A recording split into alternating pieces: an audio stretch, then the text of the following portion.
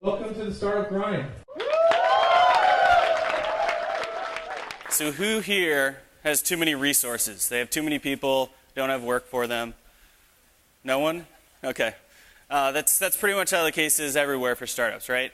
You're resource constraint, you're trying to figure out how to make decisions quickly and hopefully with some intelligence behind them. And actually building a brand is one of the best ways for you to do that. You may think, I've got all these other things to do, I've got to build a product, yada, yada, yada. You can kind of strip out a lot of the complexities and the difficulties in making decisions if you spend a few hours, and literally I'm going to walk you through an exercise you should do with your startup to build your brand, understand your brand framework.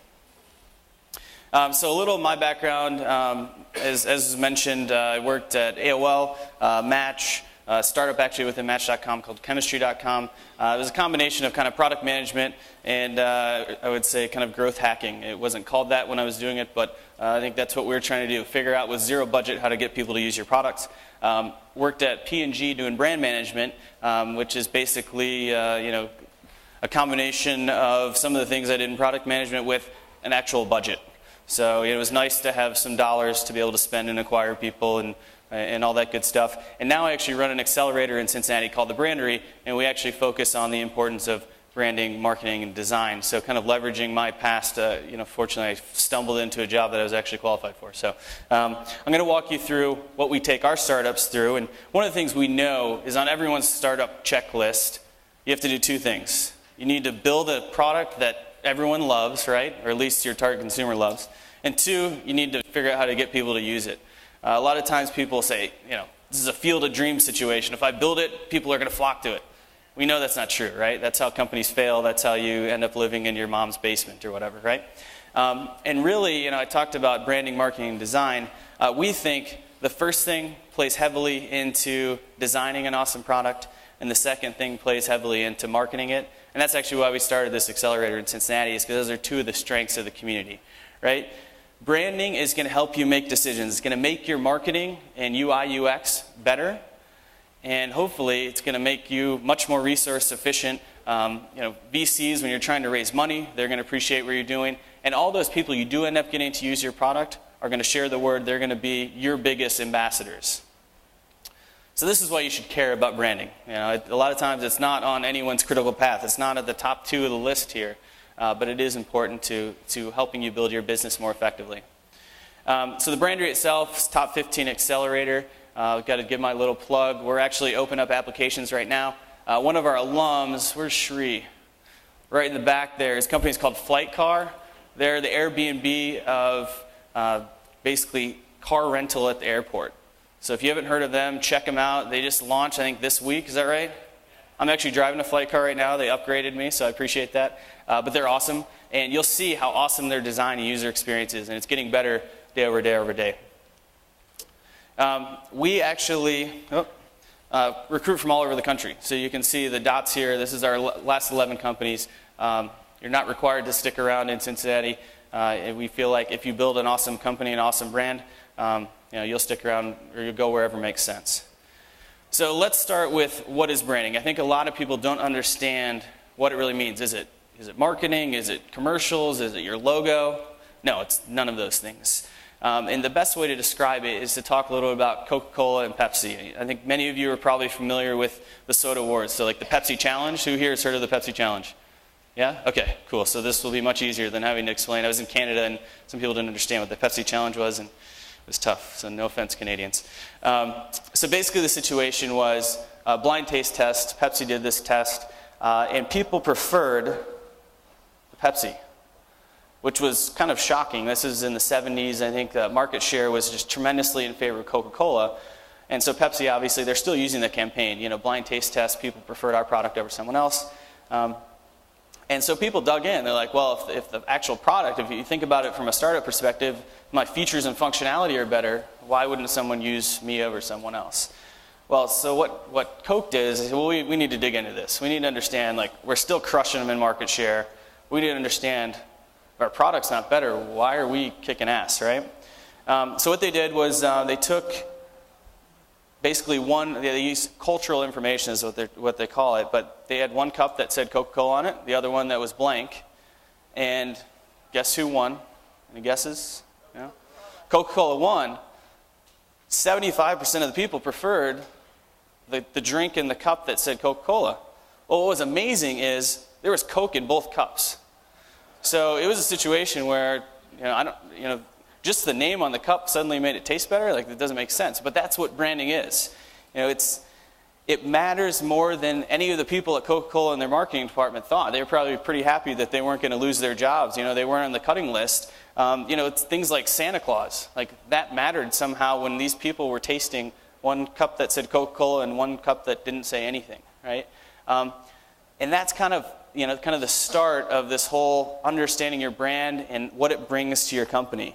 And really, if you think about brand equity, and that's really what we're talking about, why people preferred the Coke cup over the non-Coke cup, it's the incremental value just by having a brand present that someone's heard of. And really what you guys want to do is give your startups that unfair advantage your competition doesn't have by establishing a brand early and often. And I don't think it's ever too early, because frankly it's going to help you make decisions and be more efficient, as I mentioned, down the road. What I'm going to walk you through here is a brand building model. This one's called the equity pyramid, brand equity pyramid. And I'm going to literally get out your notepads and do this for your own brand. All of these things, or for your startup rather, all of the things that I'm going to walk you through, you probably already have in the top of your head. Like, you've done all this research, you've talked to consumers, you understand who you want to be, your character, all those things, you understand where you want to play. It's just writing it down. Because at some point, you're going to go from 2 to 3 people, or whoever you started your company with, and you're going to have to start hiring people. And you're going to get some minion to do your social media outreach, and you need to make sure they understand who they're supposed to sound like when they engage with your customers. Same thing when you start putting together, if you have some budget to start putting together larger marketing plans. You need to understand how to assess whether this is good or not. If you've never worked with an advertising agency and suddenly you're working with an ad agency because you got some money in your pocket, this is what you're going to need to leverage to make those decisions. All right, so here's the deal. I'm going to start with your attributes. And the things you need to know: your target consumer, hopefully you know that, your main competition, and how you're similar to your competition or different. That's all you need to know to really be able to dive into some of this stuff. So we'll start with the attributes here. So your brand attributes, really you care about 2 things. How are you better in a meaningful way than your competition? And these aren't features that no one cares about.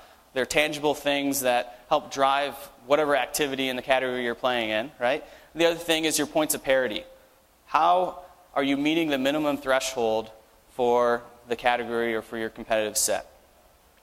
Once you know those things, we're going to start building on top of them. Another way to think about it, and let's say you have multiple kind of target segments. What you can do is put together this area A chart for your various customers. So what you're doing, basically these circles, that means your company, it's like feature, functionality, kind of value added. Customers, what they're looking for, and then competition, what are they doing? Your goal is to maximize A, so the things you offer that your customer cares about, and minimize the areas either where you overlap with the competition or that you're not meeting a need for your particular customer. And very simply, A and B, or excuse me, A is your points of differentiation. B are your points of parity, so the things you're at, kind of base level with your competition. And then C is things that your competition is better at. So you also want to try to figure out how to minimize C if it's important enough to you, right? Great example here is in the 70s, Miller Lite came out with, Miller Lite, and it's basically taste great, less filling. That was kind of their campaign. If you think about it, the taste great part, that was your point of parity. No one's going to drink beer that doesn't taste good. I mean, I guess we all have, but in theory, you're not going to go to the store and think about buying it, right? Less filling, that's their point of differentiation. No one liked this thick beer that made you feel bad. So this campaign in and of itself, calling out their point of parity and point of differentiation, increased Miller Lite sales by 4x. Like, very simple. That was just understanding who they were and who they wanted to be, right? And what's important for you is make sure the point of differentiation is a driver of user decision making. Because if you're just saying, oh, here's an awesome feature in my product, and no one cares about it, if it's not driving any sort of usage metric or whatever your KPIs are, it's a waste of your time. Is it clear and distinctly superior? I think that's another thing. A lot of times you'll say, you're 3% better, or 3% faster. Well, no normal user is going to recognize 3% better. Likewise, this is an example from my P&G days. We had I worked on the Olay brand, so soap.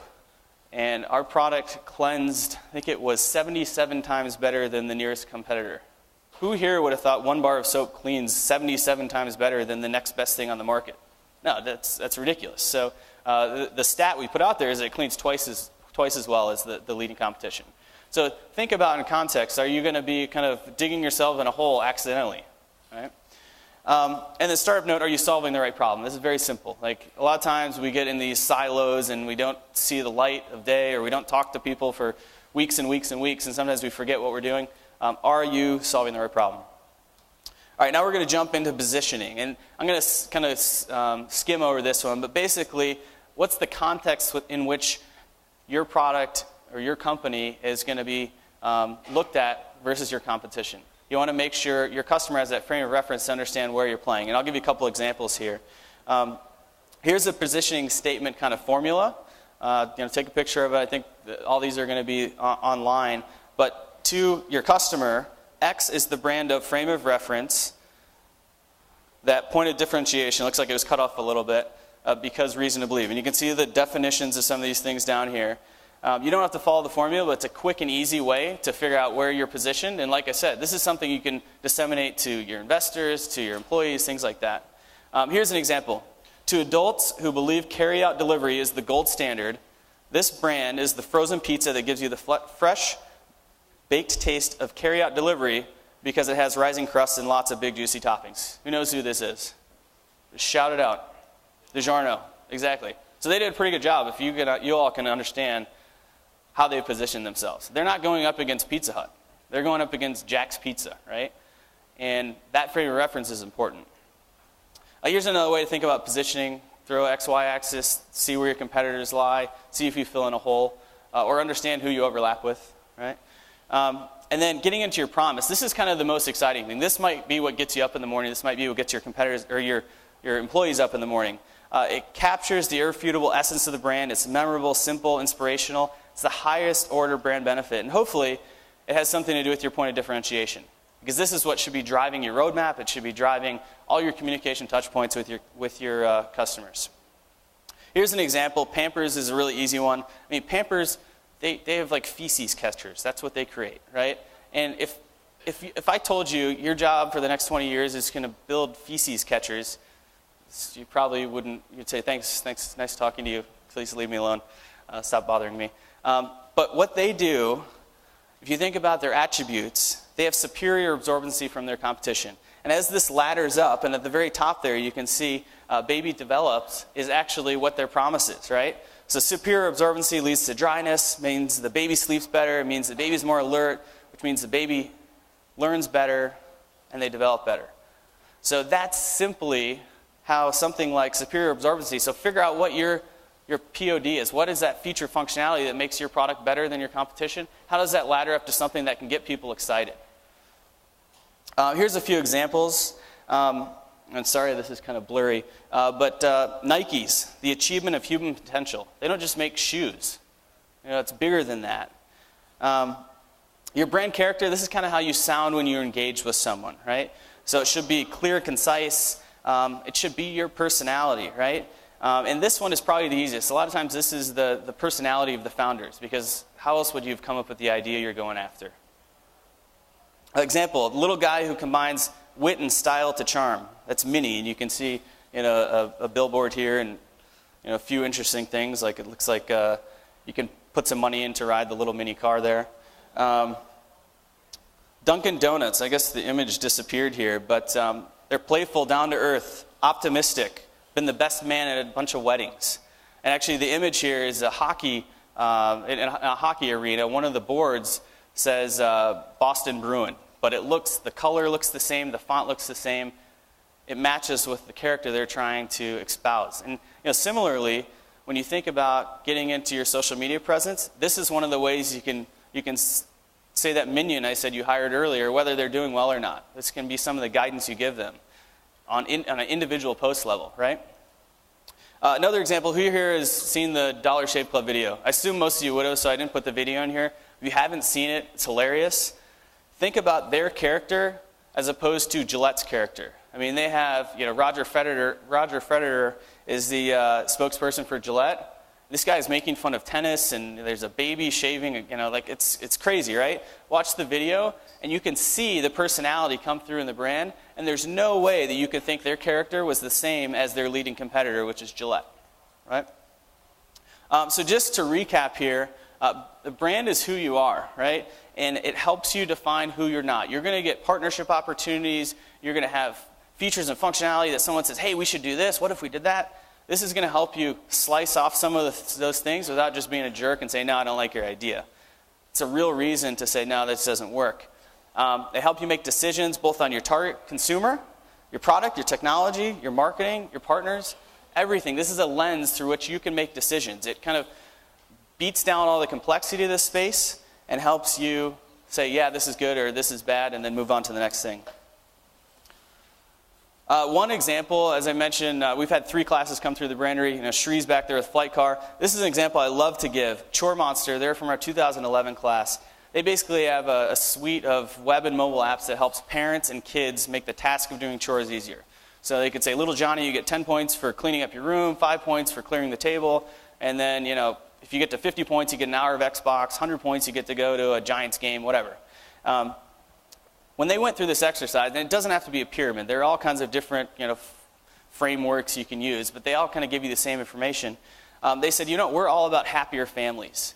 And what that meant to them was that laundry list of negative features they had, deduct 5 points because you were mean to your sister, that was all gone, which meant they could, months earlier, rev their product as opposed to building that first, large chassis of features and functionality. So happier families helps them build their product more efficiently. It helps them, the previous speaker talking about partnerships with corporations, they're able to identify brands at Procter & Gamble they could partner with because they have similar missions. Their promise is similar, so it's easy to go in there and say, hey, we're all about happier families. That resonates with the brand. As someone who was on a brand, if you can say something that resonates and means you get me as a brand, much more likely to at least take a second conversation with you. Thanks for your time. Again, here's my contact information, both my email and my Twitter. If you have any questions, feel free to reach out. Thanks.